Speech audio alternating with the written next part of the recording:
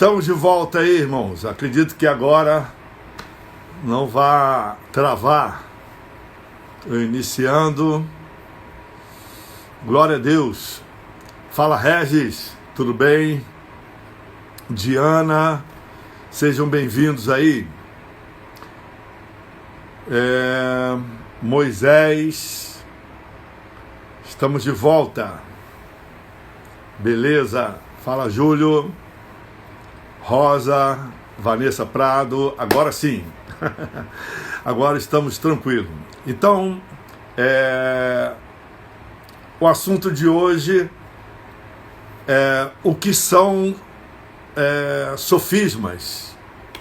A Bíblia fala sobre esta palavra e vamos saber o que são sofismas e por que Paulo, na segunda carta aos Coríntios, capítulo 10, versículo 3 ao 5, Paulo está combatendo isso em nós e comparando a uma batalha espiritual, algo que acontece na nossa mente e que nos impede de prosseguirmos, de irmos avante naquilo que Deus propôs para a nossa vida, aquilo que Deus quer que façamos, algo que atrapalha a nossa caminhada, algo que atrapalha o nosso relacionamento com Deus, o nosso relacionamento com os outros, com o próximo. Isso atrapalha a nossa vida. São os sofismas que a Bíblia fala. Então nós vamos ler aqui segunda carta de Paulo aos Coríntios, capítulo 10, versículo 3 até o versículo 5. A minha tradução aqui é da Bíblia TEB de hoje. Eu vou usar a Bíblia TEB. Então vamos lá. Embora sendo plenamente homem, nós não combatemos de maneira meramente humana. Não, as armas do nosso combate não têm origem humana, mas o seu poder vem de Deus para a destruição das fortalezas. Nós destruímos os raciocínios pretensiosos, quer dizer, os sofismas, e todo poder altivo que se ergue contra o conhecimento de Deus.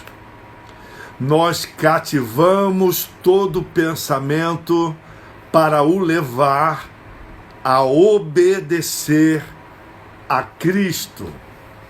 Então, o que o apóstolo Paulo está nos mostrando é a habilidade que nós deveremos ter de anular os pensamentos pretensiosos para dar lugar o que vem de Deus, o pensamento correto, o poder de Deus, do conhecimento de Deus para a nossa vida. Agora, o que vem a ser sofismas, que ele coloca aqui como algo que atrapalha a nossa caminhada, o nosso viver. Sofismas são argumentos enganadores que parecem fazer sentido, mas estão errados. Sabe aquelas ideias que parece que é verdade, mas não é? Parece, sabe que aquilo que você ouve assim, pô, mas eu faço isso desde pequeno. Pois é, está errado. Bom, mas eu aprendi isso desde pequeno, mas está errado. Você não aprendeu, você copiou desde pequeno. Alguém foi modelo errado para você e você passou a praticar aquele exemplo errado e você acha que não, mas desde pequeno meus pais sempre me ensinaram. Eles ensinaram ou passaram para você uma ideia errada, uma atitude errada, e isso você levou para toda a sua vida até agora onde nós chegamos. Isso a Bíblia chama de sofismas. São argumentos sobre qualquer coisa, argumentos enganosos, enganos que prevalecem nas nossas emoções, sentimentos, ideias, pensamentos que nós temos que abandonar. Então, a palavra sofisma, ela vem lá da Grécia Antiga, de um grupo de filósofos gregos daquela antiguidade, conhecido como os sofistas. E esse grupo era muito interessante porque eles ensinavam como falar bem, como vencer um debate, porque eles ficavam debatendo quem é que tem razão, quem é que não tem, qual é a teoria que deve prevalecer, qual é a filosofia que deve prevalecer, a minha ideia ou a sua ideia. Então eles criaram essa habilidade de falar bem e vencer os debates por alguns argumentos. Esses argumentos vieram a ser chamados de sofismas, por causa desse grupo chamado sofistas, né? Parece surfista, mas não é, é sofistas. Então, nesse caso, a verdade não importa muito, o que importa é vencer o debate, sabe, é vencer a discussão. E às vezes nós nos encontramos ganhando a discussão e perdendo o amigo. Cristo nunca quis isso. Cristo nunca quis ganhar a discussão e perder os amigos. Ele trabalhou muito bem na vida dos discípulos. Ele não venceu os discípulos no seu argumento. Cristo não atraiu os seus discípulos vencendo-os nos seus debates, colocando argumentos na sua fala que convencia os seus discípulos. Por isso que esses discípulos, rendidos ao argumento de Cristo, seguiram a Cristo? Não, claro que não. Jesus não usou deste artifício, e os discípulos de Jesus também não usaram, principalmente Paulo. Paulo, ele abraçou de tal maneira a revelação da graça de Deus que ele entendeu que algumas guerras, algumas batalhas são travadas em um campo que humanamente é impossível de vencermos. Se é impossível de vencer, as nossas armas naturais e carnais, elas não são e não serão suficientes para nós vencermos estas batalhas, vamos dizer assim, batalhas espirituais, guerras espirituais, investidas das trevas sobre a nossa vida, que o nosso conhecimento, que a nossa experiência, que toda a nossa dedicação espiritual, nosso relacionamento com Deus, não é suficiente para vencer, irmãos. Nós temos que aprender com o relacionamento com Deus, com a sua palavra, algo mais. Então, o argumento enganador edifica armas carnais em nossa vida. Nós nos aperfeiçoamos em armas carnais. E essas armas carnais só servem para uma coisa: vencermos pessoas. E a nossa luta não é contra carne e sangue. A nossa luta não é para vencermos pessoas. Esta não é a nossa batalha. Esta não é a nossa guerra. A nossa luta é para vencermos inimigos invisíveis. Não psiquiatricamente falando. Não psicologicamente falando. Não o inimigo imaginário.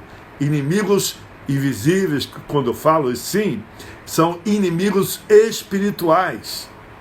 Inimigos que existem.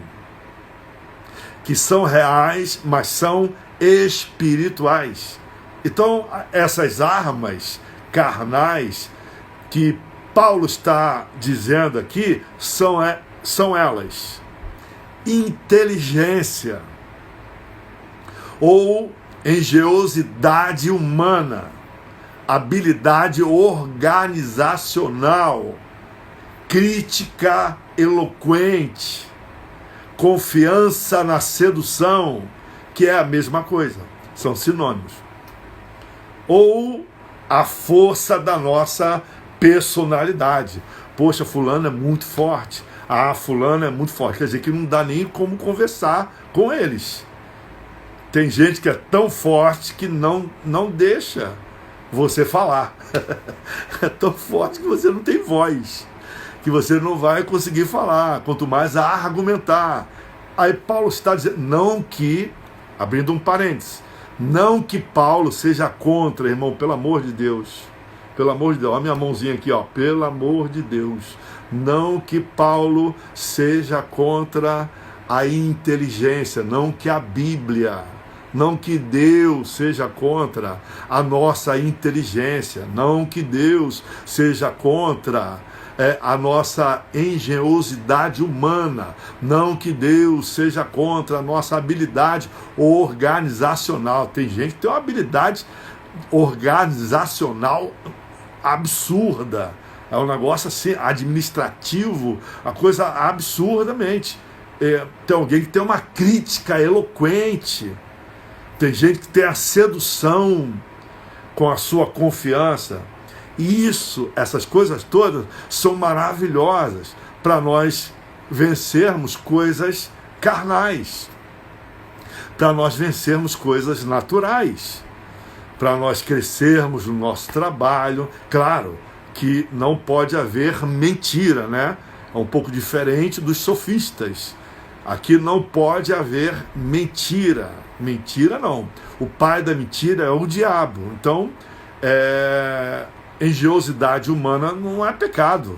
Agora, é pecado, engenhosidade humana, é pecado a nossa inteligência, a nossa habilidade organizacional. Por quê? Quando nós usamos contra uma investida invisível, irmãos. Quando nós usamos contra uma investida espiritual, aí teremos que usar armas espirituais. Essas armas carnais, a nossa inteligência, engenhosidade humana, habilidade organizacional, a crítica eloquente, são armas que não têm poder de destruir ou de destruição de fortalezas espirituais no nosso coração, irmãos. Elas não têm valia alguma. Elas não servem de nada. Toda a sua eloquência no falar, sua crítica eloquente, toda a sua habilidade organizacional, administrativa, engenhosidade, inteligência, são nada para destruírem as fortalezas espirituais no seu coração. São essas fortalezas que fazem você pensar o que você pensa, agir o que você age e ter os resultados que você tem. Então, o inimigo não pode ser derrotado em seu próprio nível de guerra, em seu habitat. Não dá. É você querer lutar com inimigos invisíveis, já que eles têm armas poderosas, poderosíssimas, invisíveis, e você vai com a sua soberba, com seu orgulho, com a sua experiência, com a sua engenhosidade intelectual, organizacional, administrativa, com a sua crítica eloquente, não vai resolver nada. Os inimigos são espirituais e isso requer armas espirituais. Então não dá para você ir no espaço, no nível de guerra deste inimigo, lutando com as suas armas. Não tem como, porque eles são superiores a nós. Nós somos seres humanos e eles são seres espirituais. Sozinho nós não conseguiremos. Com a nossa força, a nossa determinação, com o nosso pensamento positivo, nós não vamos conseguir nada para vencermos esses inimigos espirituais. Conseguimos vencer obstáculos naturais, claro, pela nossa insistência, persistência, mas as armas da luz, elas são poderosas em Deus, a Bíblia fala. Elas são divinamente poderosas para destruir esses sofismas, enganos, são casulos que ficam no nosso coração. Coração aqui não é o órgão, coração é o centro de inteligência humana, centro de inteligência do inimigo, do ser humano, centro de inteligência que faz você produzir, agir, reagir. Então, quando você usa armas da luz, elas são poderosas em Deus, não em você, mas em Deus. Elas são divinamente poderosas para anularem este argumento enganoso que ficou por anos batalhando na sua cabeça. Esses argumentos enganadores, vou repetir, fazem com que você tenha atitudes que prejudicam a você mesmo e outras pessoas também. Isso traz resultados trágicos à sua vida, à nossa vida.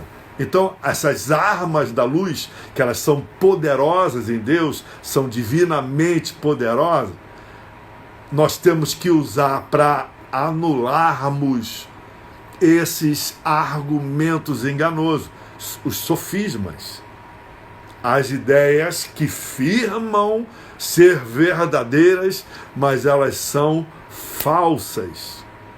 Vivemos, caminhamos em cima desta base mentirosa. Sabe aquela parábola da Bíblia que fala que uma casa foi construída na rocha, outra casa foi construída na areia? São sofismas, irmãos. Quando nós construímos a nossa casa na areia, é porque a nossa inteligência, por aquilo que nós recebemos, pela nossa vivência, pela nossa história familiar, por todo o nosso estudo, por toda a nossa vida, nos diz que a casa vai dar certo. Se nós construirmos na areia, as pessoas vêm e falam, olha, isso vai cair. Não, caiu para o fulano, para o ciclano, mas para mim vai dar certo, porque sou eu que estou fazendo.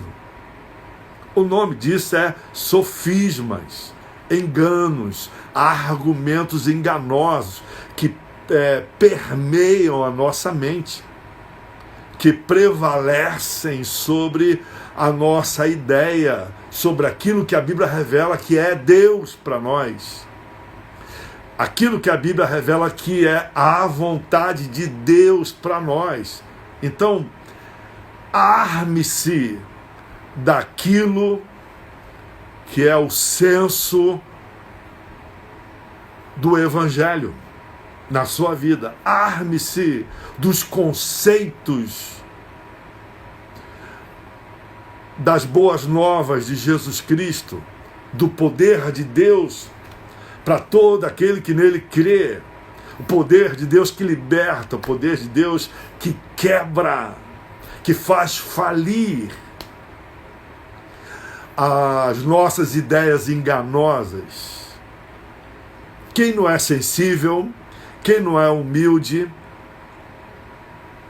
não vai se quebrar diante daquilo que Deus quer fazer.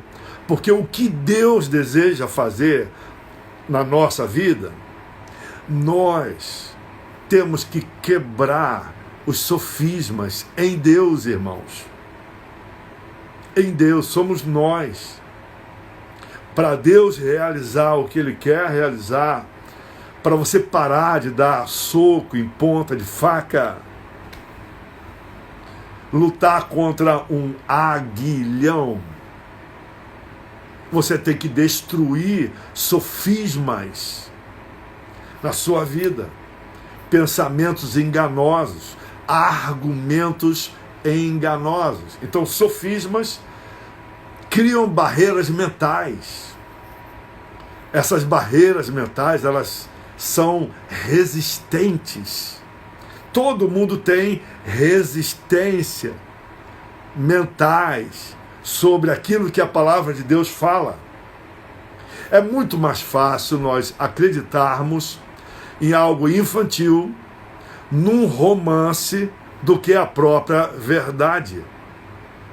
Quando a história é passada a nós, tem dois caminhos que a história nos mostra: o caminho do romance e o caminho da realidade. Você quer saber o romance ou quer saber de fato o que aconteceu? Então, quando você escuta, quando é pequenininho, você escuta lá a tia no jardim de infância, ou sei lá, o maternal 1, maternal 2, maternal 3, ensinando sobre a história do lobo mau e a Chapeuzinho Vermelho. Isso é o romance. Aí quando você cresce um pouquinho, evolui na literatura, você começa a pesquisar, aí você começa a perceber quem é o lobo mau daquela história e quem é a Chapeuzinho Vermelha e por que tudo aconteceu, qual é a metáfora daquela historinha. Aí cai o romance, fica-se a realidade. Aí você vê que um sofisma, um engano que te levou anos e anos, você pensar que aquilo ali existia, que era daquele jeito, como você aprendeu desde... Estou dando um exemplo, tá, irmãos? Desde pequenininho, um dia caiu por terra, a luz brilhou, as armas da luz vieram, e você conseguiu vencer aquele engano na sua vida. Então, sofismas criam barreiras mentais de resistência. São como muralhas de Jericó, irmãos. Elas devem ser destruídas. Sofismas são como as muralhas de Jericó na nossa mente. Elas devem ser destruídas, porque senão nós não iremos avançar. Nós vamos parar ali.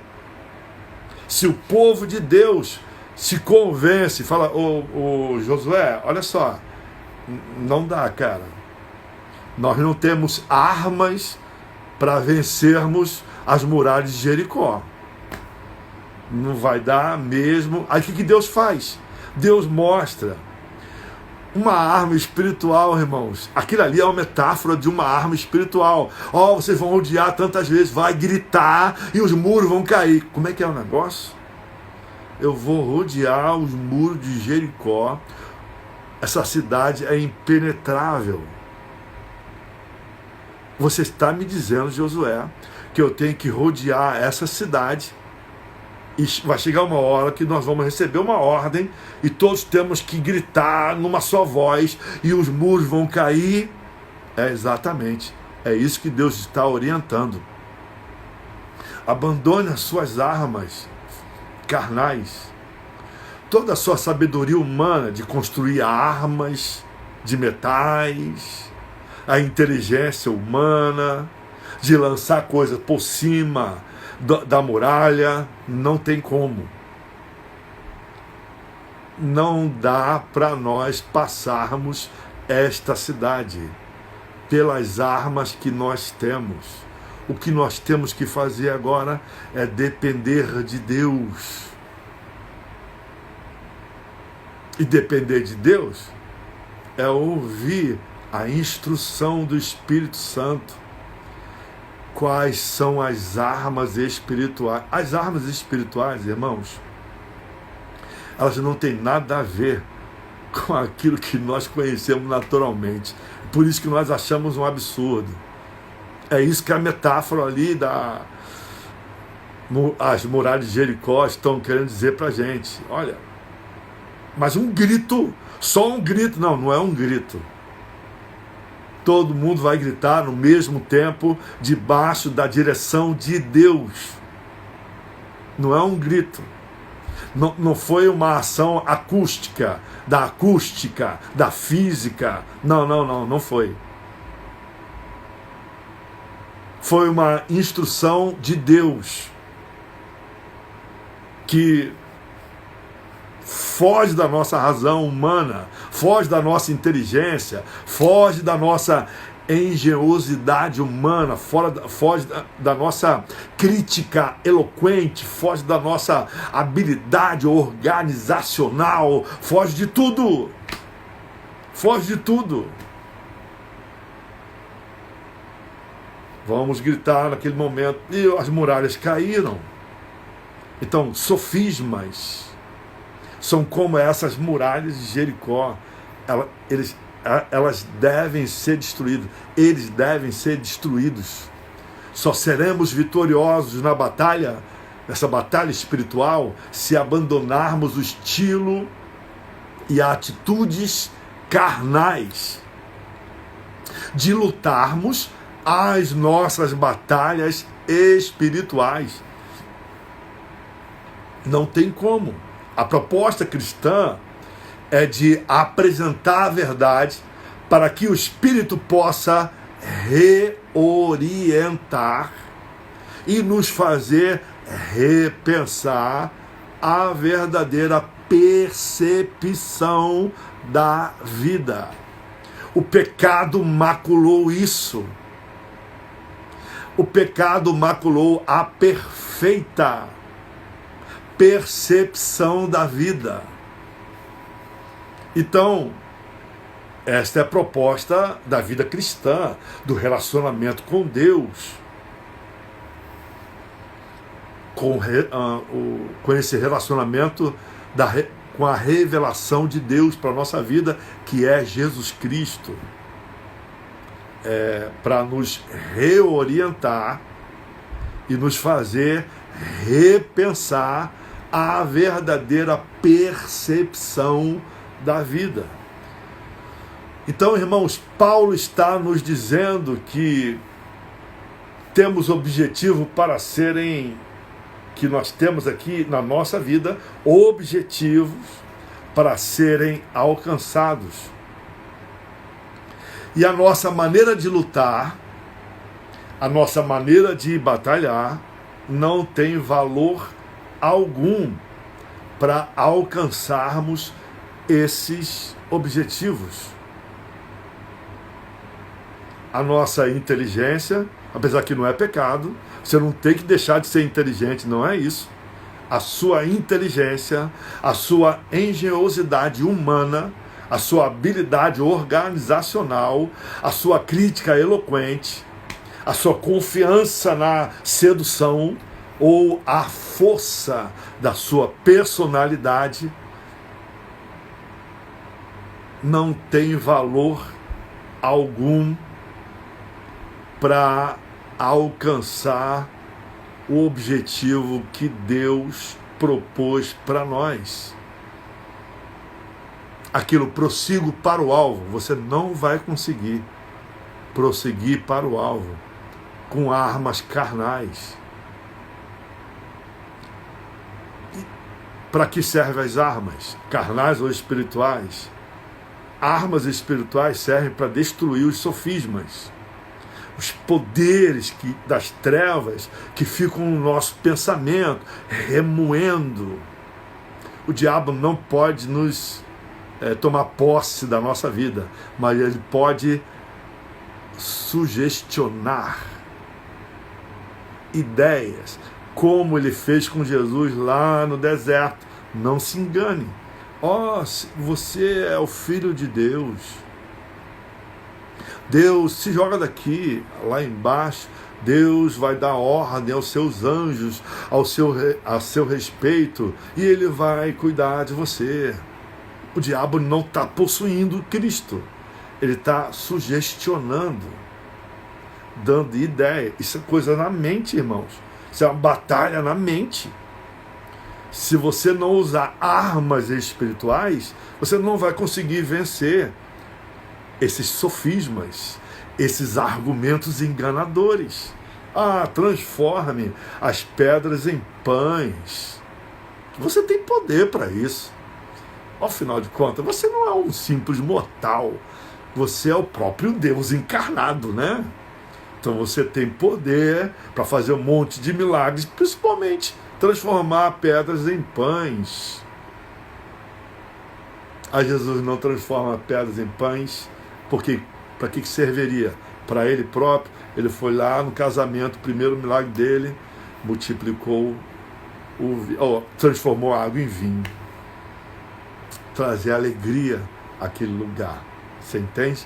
Essa foi a palavra que eu gostaria de participar a vocês, de compartilhar com vocês. Marine, Pastor Jarvis, a paz, estamos de Los Angeles. Deus abençoe grandemente. Ok, Marine? Um abração, muito obrigado aí. Dá like aí para ajudar a gente, para que as pessoas possam ouvir esta palavra. Muitas pessoas precisam ouvir. Muito obrigado. Um abração a você, a sua família, aí o pessoal de Los Angeles. Minha oração nessa madrugada era para ele me fazer entender tudo isso. Amém, Silene? Glória a Deus, estamos aí, caminhando em Jesus Cristo. Glória a Deus. Ele é a nossa bússola. Sem ele não saberemos o caminho. Amém, Luiz Otávio? Só não aprende quem não quer. O pior cego é aquele que não quer ver. É isso aí, Silene. A palavra de Deus é muito clara. E você pregar ela simples e objetiva, não tem como fugir dela. Amém? Glória a Deus por isso. Amém, irmãos? Muito bom, estamos caminhando aí para o final dessa live de domingo. Domingo que vem nós teremos a nossa ceia, a ceia do Senhor. Iremos celebrar a ceia do Senhor. Glória a Deus, irmã Dadá. O crente que medita na palavra de Deus identifica com muita facilidade os sofismas. Amém, Vale? É verdade? É isso aí, Julinho. O crente que está ligado à palavra de Deus, ele consegue perceber, opa, essa atitude minha, eu estou usando uma arma carnal.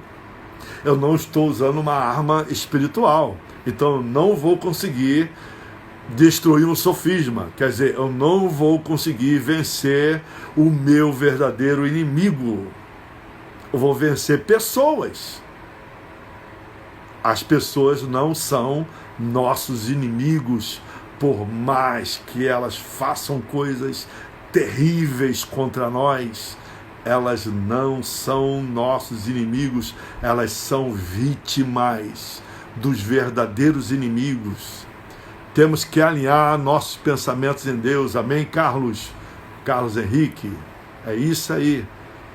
Vão fazer a ceia no aplicativo Zoom? Eu estou com outro tipo de pensamento, Silene. Aleluia! Será que Deus vai conduzir ou não? Vamos ver. Até lá, essa semana, como nós vamos caminhar aí, tá bom? Vamos ver o que está acontecendo por aí. Podemos ver também no Zoom, né? Conversando com todo mundo aí. Vamos repensar essa coisa toda. Vamos verificar isso aí. No Zoom ou no YouTube. Para ver se a gente pode fazer uma live no YouTube. Mas aí eu tenho que ter vários likes, várias visitações. Tem que ter mais de 1000, né? Vocês têm que ajudar aí para que eu possa colocar lá a live no YouTube. Aí essas coisas vão ficar mais fáceis, né? As pessoas temos que fazer com amor e carinho. É verdade. É isso aí. Eu creio nisso, Carlos.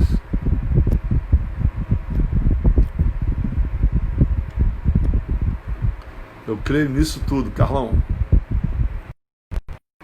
Daqui, para quem não sabe, a agência conta. Estou publicando aí, ó.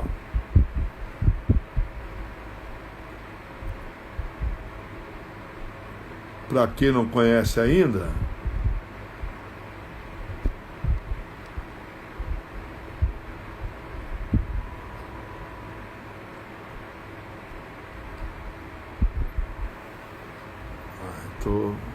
coloquei aqui, ó.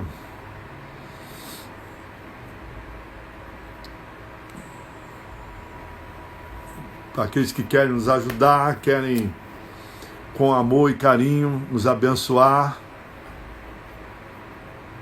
Amém. Continuamos pedindo oração por Los Angeles, pastor Marconi Brito, Ana e Gabriel. Que Deus abençoe vocês aí. Abençoe o pastor Marconi Brito, pastora Ana, o Gabriel. Que Deus sustente vocês aí nessa fase difícil que o mundo está passando. Deus proteja, guarde vocês. No nome de Jesus, minha irmã. Amém, meu irmão? Vamos orar, irmãos, terminando essa live de hoje. Senhor Jesus, muito obrigado por esses irmãos que estão aqui participando da live. Que essa palavra possa estar registrada no coração deles para a glória e honra do teu nome. O Senhor é um Deus que abençoa, o Senhor é um Deus que pode trazer cura, e nós cremos no Deus que cura, no Deus que nos leva a um novo nível de intimidade contigo. Pai, nós te pedimos uma nova semana, uma semana abençoada, debaixo da tua proteção, debaixo da tua direção. Oramos no nome de Jesus. Que o amor de Deus, nosso Pai, a graça do Senhor Jesus Cristo e a comunhão do Espírito Santo estejam com todos, agora e para todos sempre. Amém. Essa é a oração da Trindade que Paulo ensinou em uma das suas cartas, para que os seus discípulos, para que nós, a Igreja do Senhor, pudéssemos aprender mais sobre a Trindade, Deus Pai, Deus Filho e Deus Espírito Santo. Uma ótima noite para você de domingo. Uma ótima semana para todos. Que Deus abençoe vocês. Amém? Até mais. No nome de Jesus.